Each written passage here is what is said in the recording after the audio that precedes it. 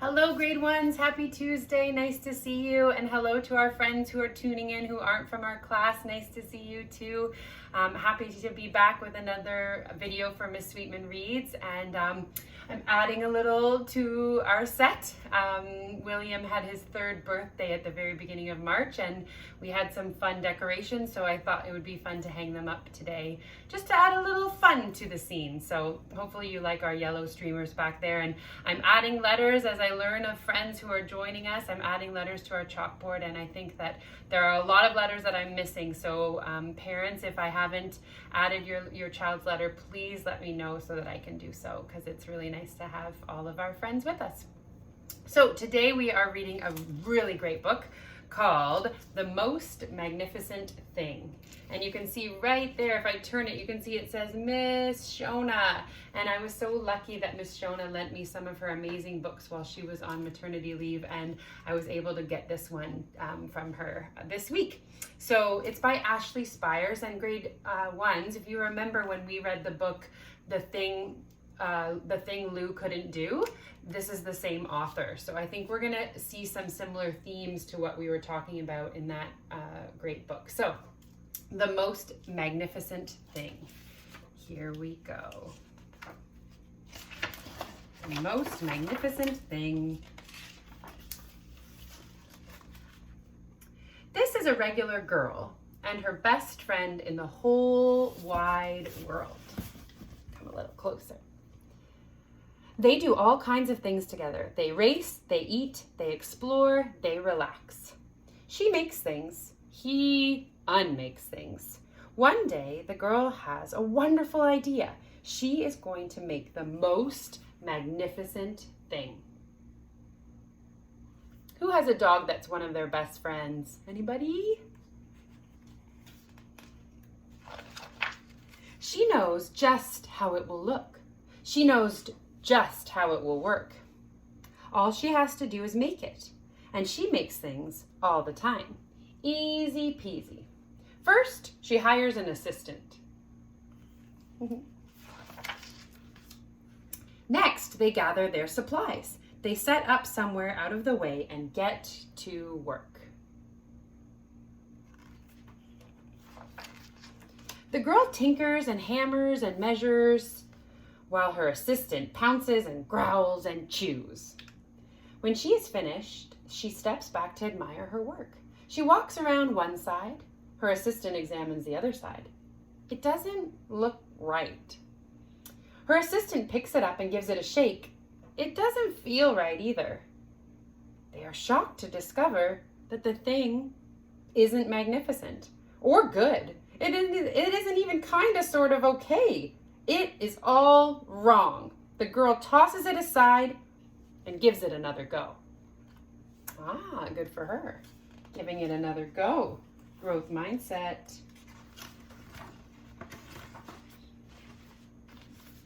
She smooths and wrenches and fiddles. Her assistant circles and tugs and wags.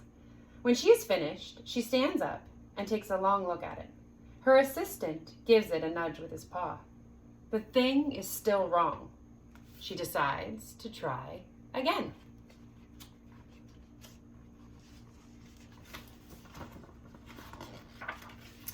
The girl saws and glues and adjusts. She stands and examines and stares. She twists and tweaks and fastens. She fixes and straightens and studies. Look at all that work she's putting in. She tries all different ways to make it better. She makes it square. She makes it round. She gives it legs. She adds antennae. She makes it fuzzy. She makes it long, short, rough, smooth, big, small. One even smells of stinky cheese. But none of them are magnificent. Look at all those ideas.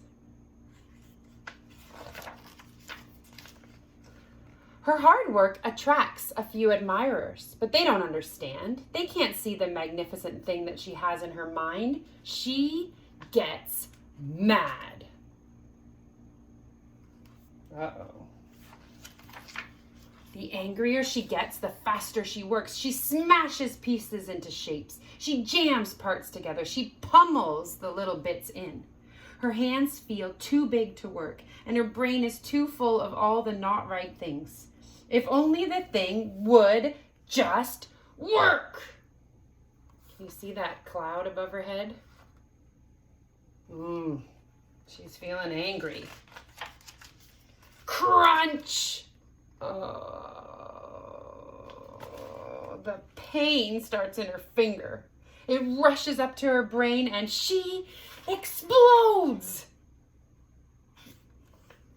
It is not her finest moment. Have you ever been this mad that you've exploded? I'm no good at this. I quit. Her assistant suggests a walk.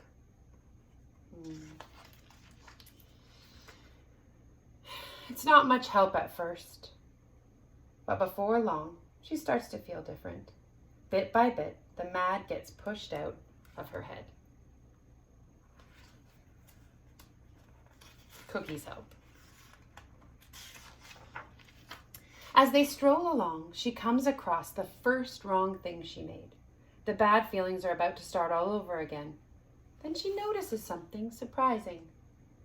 There are some parts of the wrong things that are really quite right. The bolts on one, the shape on another, the wheel to seat ratio of the next. There are all sorts of parts that she likes. I wonder what she's building. I wonder what the magnificent thing is.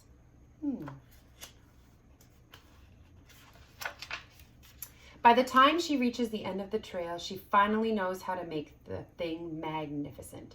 She gets to work. She works carefully and slowly, tinkering, hammering, twisting, fiddling, gluing, painting. Her assistant makes sure there are no distractions.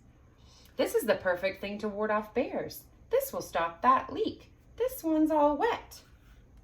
The afternoon fades into evening. Finally, she finishes. She alerts her assistant.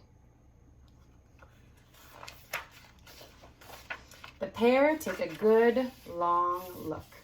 It leans a little to the left and it's a bit heavier than expected. The color could use a bit of work too, but it's just what she wanted. They climb aboard and take it for a spin. They are not disappointed. It really is the most magnificent thing. And look what she's made. Yay! A little sidecar for her doggy on her scooter, which is amazing. And I love that she had this idea and she clearly really wanted to make this for her dog to come along with her. And she was frustrated. She was really frustrated that it wasn't working, but she kept at it. And in the end, she really got to make that beautiful, well, maybe she doesn't think it's beautiful, but that magnificent thing for her pup to ride in.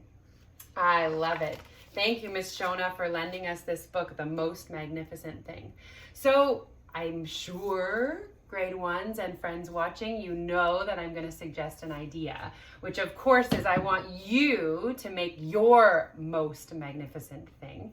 And I'm going to help you out. I'm going to give you a little template like the ones we use in class all the time when we're coming up with ideas that you can use to come up with your own magnificent thing. So it's going to look like this, and I'm going to show it to you so that you can see what we're going to do. So I am going to send an email to your families with this sheet, and what you're going to do is you're going to go along the sheet and come up with your idea for your most magnificent thing. I'm sure when you were listening to the story, you started thinking, oh, I could probably make something with that, or I might be able to, I know what I need. Get that brain really going along, and what you're going to start with on this side is ideas. So what are some ideas? What's something you could make? Draw lots of little different things or write lots of different little things. And once you've had a chance to really think about it, I want you to pick one idea. So your idea of choice. So what's the one thing that you want to work on for the next little while? And then you're going to go along into your process and into your outcome. So what does your thing do? Are you making something that has a purpose? Is it the way that the girl made the sidecar in in the book, or do you want to make something that you need at home, thinking about the different things that you've been playing with or doing at home. Maybe there's something that you know that you could invent for your family that would be really helpful. And then what materials do you need? So here's where you need to list what are the things you need. What are the things you need to find around your house that you can use to make your magnificent thing? And what are you going to need help with? So if your magnificent thing maybe needs hammer and nails, maybe you've got some scrap wood that you can use. And when you ask the adults in your family, hey, is this something I can do? Make sure you make a note that you're going to need their help. And grade ones, I know that you all know how to do a lot of writing, but you also sometimes get an adult to scribe for you. So it's definitely okay for your parents to sit down and write some ideas for you when you tell them in your words what you want to do. And then you're going to move into your outcome. And that's probably not going to happen in one day. It might not even happen in 1 week. Maybe this is a project that you can work on for the next little while. Do some brainstorming, look around your house. That could be an afternoon. Then maybe the next day you can think about which one you want to do and what materials you might need. And maybe the day after that, you'll see, oh, okay, I know I'm going to need help with this. I'm going to need help with that. And then you're going to go through what worked and what needed changing, because we know that the girl in the book, she did not get it right the first time, did she? She had to try many different times. So what things were working, but what things did you need changing? And then what extra materials did you need? You might have your list of materials, and when it comes time to work on your magnificent thing, you might think, oh, I totally forgot. I need tape, or I need glue, or I need scissors. Think about those kinds of things. And then at the end is when you're going to draw your magnificent thing. So I put this all on one piece of paper so that we could look at it together. But what I'm going to send to your families is actually the ideas sheet is just one page. The process is another page, and the outcome is another page. I'm also going to send it all on one sheet too, because I know for some of us, computer paper might be super precious right now. And we are going to make do with what we've got. So I'm going to send a small copy like this, and then I'll send a 3-pager as well.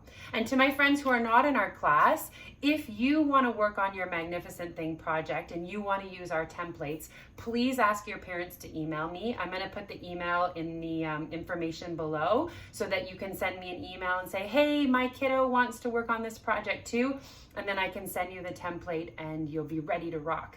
And I would love, of course, to see how this all goes. So please share your templates with me, photos of your templates, share pictures of the process. So don't just show me the final thing. I want to see you working on it. I want to see you problem solving. I want to see your different ideas, and I want to see that you are being just like the girl in the book. And maybe you're going to get really frustrated at a few moments when it's not working, but maybe you'll also have a chance to feel like she did, which was that she really put in a lot of beautiful work, and in the end she was probably even more proud than she would have been if it worked the first time. And that's what's really cool. So I'm going to send out the Magnificent Thing project.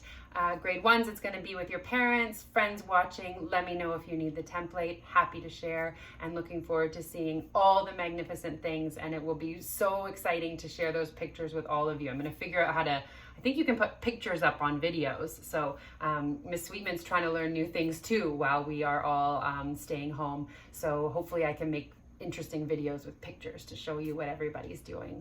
Okay, everyone, have a really wonderful Tuesday. Work hard, be nice to each other. Miss Sweetman loves you so much. I miss you so much. And every day I'm sending you big hugs. Okay, bye. Love you.